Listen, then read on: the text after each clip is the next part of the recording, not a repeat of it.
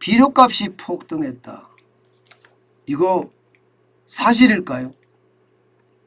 이거 사실입니다. 여러분 이거 한번 이 지표 한번 보세요. 1분기 농가 구입 가격 지수 상승률이 11.2%입니다. 11.2%는요. 2005년 이후 최고치입니다. 농가 구입 가격 지수라는 게 여러분 농가가 구입하는 가격 지수가 올라갔다는 이야기잖아요. 이게 농가가 구입하는 거 한번 생각을 해보자고요. 예, 이게 알곡을 이제 수입을 사들이겠죠. 아무래도 종자나 종묘가 필요하니까요. 그 다음에 비료비가 있겠죠. 농약비가 있겠죠. 영농자재비가 있겠죠. 바로 이것을 수치한 것이 농가 구입 가격 지수예요. 그런데 농가 구입 가격 지수가 120.2를 기록했는데 이는 전년 대비해 보면 11.2%가 올라간 겁니다. 진짜 난리가 아닐 정도로 올라갔습니다. 그 중에서도 여러분 가장 많이 올라간 게 비료값이에요. 비료값. 비료값이 거의 폭등이라고 이야기할 만큼 가격이 지금 엄청나게 올라가거든요. 예. 그린마켓에서 실제 북미 주간 비료 지수 수준을 보면 말입니다. 이게 2020년만 하더라도 400대, 300대에 머물렀습니다. 그러던 것이 2022년 1월 달에 1월 28일은요. 811.70까지 올라갔거든요. 그러던 것이 3월에는 1248.09까지 올라갔습니다. 이게 2002년 1월 7일을 100으로 됐을 때 이만큼 올라갔으니까 2002년이니까 물론 20년 전이긴 해요. 그때보다가 지금 늘어난 게 얼마나 늘어났습니까? 적어도 100을 기준으로 했으니까 12배가 늘었다는 거잖아요. 12배.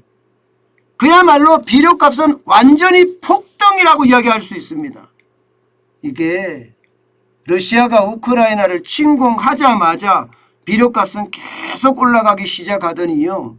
올해 초에 전년 동기 대비해 보면 149.4%가 올랐다. 올해 초에 149.4%가 올랐다. 이렇게 이야기하고 있을 정도니까 지금 엄청 올랐죠.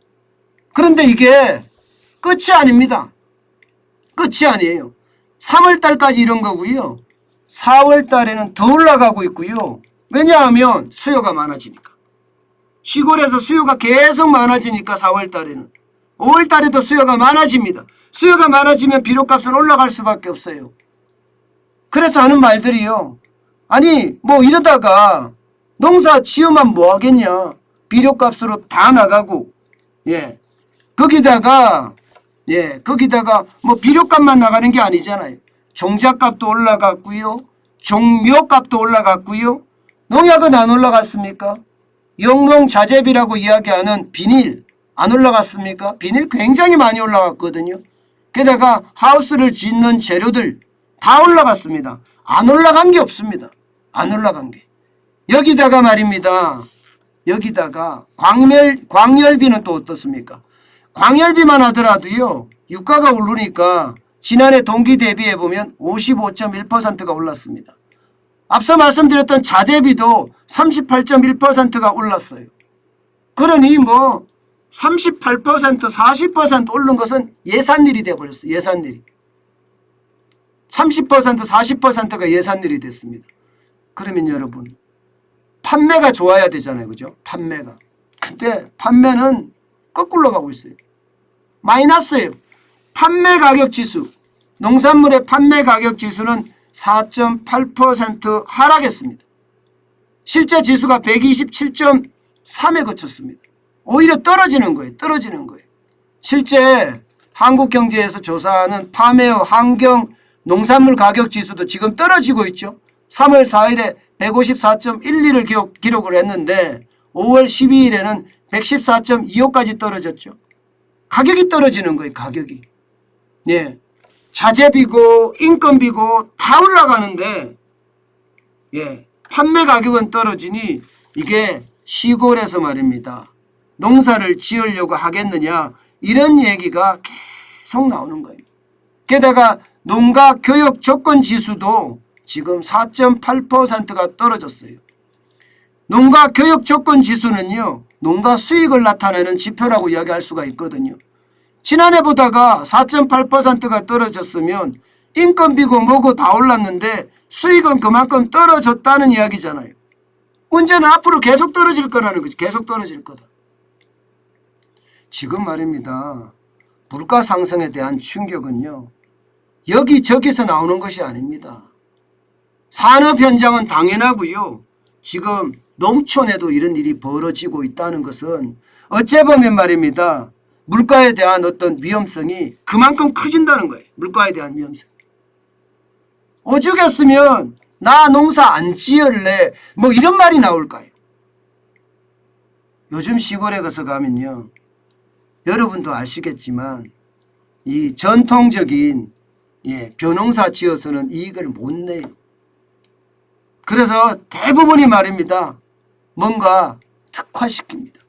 젊은이들이 가서 특화시키거나 그 특화해서 실제 농약도 제대로 안 치고 비료도 화학 비료 제대로 안 주고 제대로 안 줍니다.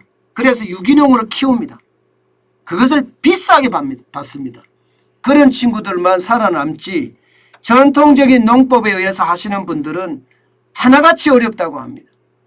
그러니 환장할 노릇이죠.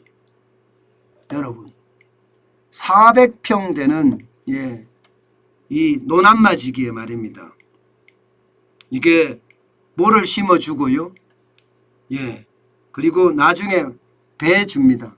탈곡까지 해줍니다. 그러면 1년에 그 비용으로 주는 돈이 150만 원입니다. 물론 농약값은 별도예요. 농약값과 인건비는 별도입니다. 그렇게 관리를 해주는 친구들이 많거든요. 시골에 가면. 150만 원이라는 숫자는요.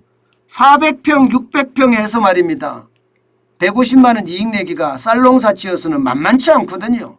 진짜 만만치 않거든요. 물론 가격이 120만 원도 있는데 굉장히 100만 원이었거든 이게. 100만 원. 근데 지금은 엄청 올라간 거예요. 엄청 올라간 겁니다. 게다가 말입니다. 과수원도요. 거의 한 200주가 넘는 감나무가 있습니다. 1년에 쉽게 말하면 감나무를 잘 키워놨는데 주고받는 돈이 여러분 1년에 130만 원이에요. 지난해까지만 하더라도 200만 원가량 되던 게 내려갔어요. 왜? 인건비가 비싸지고 농약값이 비싸지니까 이거 줄여야 되겠다. 그렇게 내려가더라고요. 그게 지금 농촌의 현실입니다. 그만큼 말입니다.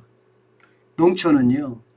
나 농사 안 지을래 하는 사람들이 많아졌다는 생각이 드는 겁니다. 참 안타깝습니다.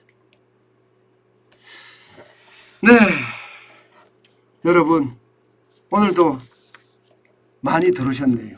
제가 준비한 내용은 여기까지입니다.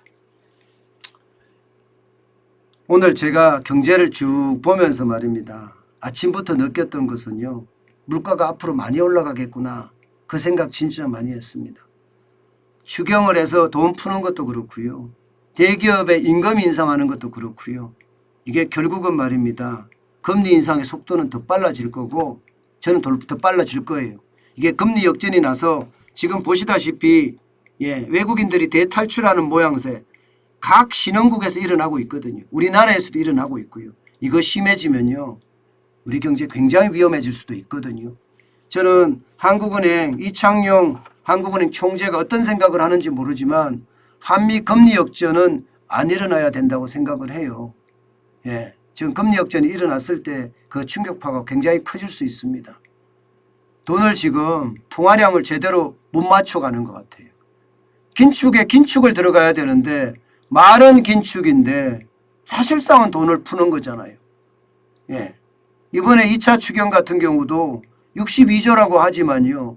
현금이 시중에 깔리는 건 30조 넘습니다. 30조가 넘어요. 그러면 잠깐 경기는 좋아지겠죠.